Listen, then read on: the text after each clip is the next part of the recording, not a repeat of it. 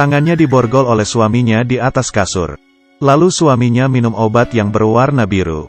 Setelah merasa dirinya sudah bisa, kemudian ia bersama istrinya, Jessie, bermain kartu remi. Istrinya sudah terbaring di kasur dengan kedua tangannya diborgol. Saat ingin melakukannya, ia merasa hampir mau pingsan. Kemudian jantungnya mulai sakit. Pada akhirnya pingsan. Jessie menggunakan kakinya membangunkan suaminya. Tapi suaminya sama sekali tidak ada respon. Kemudian tergulir jatuh dari ranjang. Dia mengira itu adalah akting dari suaminya. Kemudian, ia melihat darah keluar dari kepala suaminya. Suaminya mati, ia pun menjadi panik. Ia tidak bisa melepaskan tangannya dari borgol. Dan kuncinya berada di tempat yang susah dijangkau. Mereka sedang berlibur di tempat yang terpencil. Di sekitarnya tidak ada orang. Dengan begini ia terus berteriak minta tolong. Hingga sore hari. Saat itu dari luar ada muncul suara.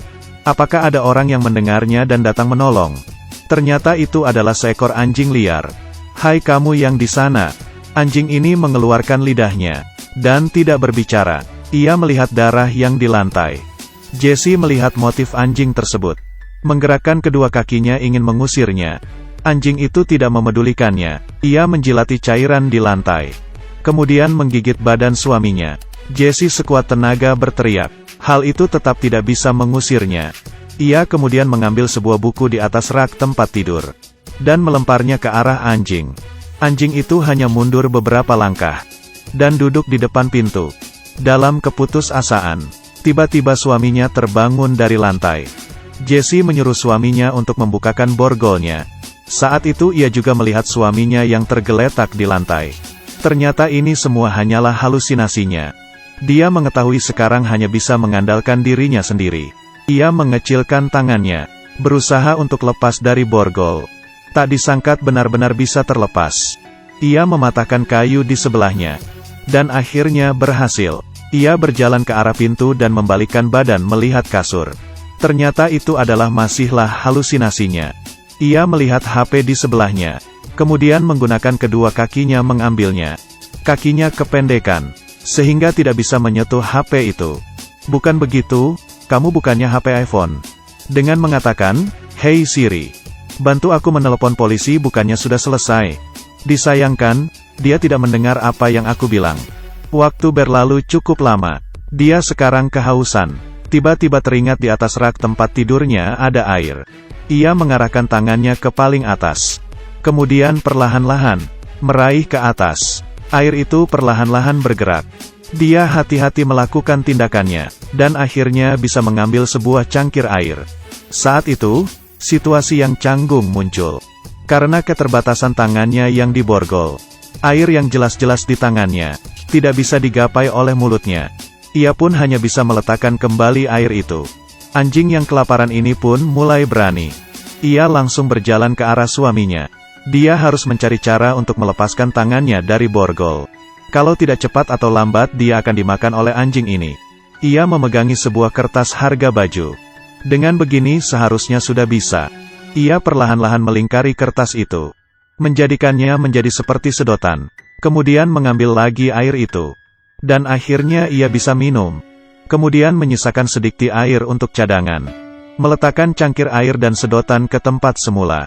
Setelah hal itu, ia mulai lelah dan ketiduran. Di tengah malam, ia terbangun oleh suara anjing. Dan menyadari di pojokan berdiri seseorang. Ia mengira dirinya sedang berhalusinasi. Tak disangka orang itu semakin lama semakin mendekat. Orang itu berwujud aneh dan tidak mengeluarkan kata-kata. Ia langsung memperlihatkan barangnya ke Jessie. Dalamnya berisi tulang dan perhiasan. Ini seharusnya bukan penyabut nyawa yang datang untuk mengumpulkan tulang orang kan? Jessie mengedipkan matanya lagi. Jangan lihat, jangan lihat. Di saat ia membuka matanya, sudah sampai di hari kedua. Anjing masih duduk di depan pintu menunggu kesempatan. Saat itu Jessie merasa sangat kesakitan. Ia sepanjang malam terikat dengan borgol. Sehingga tangannya membiru. Dia tidak berhentinya menggerakkan kakinya. Agar darah bisa mengalir ke tangannya. Kemudian ia mengambil air untuk minum lagi.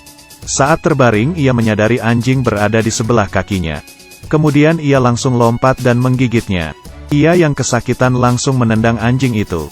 Anjing itu mulai agresif. Ia harus dengan cepat mencari cara untuk melepaskan borgol.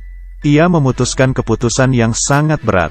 Ia mengambil cangkir, kemudian memecahkannya, lalu memilih sebuah serpihan kaca dari rak di atasnya, dan melukai pergelangannya.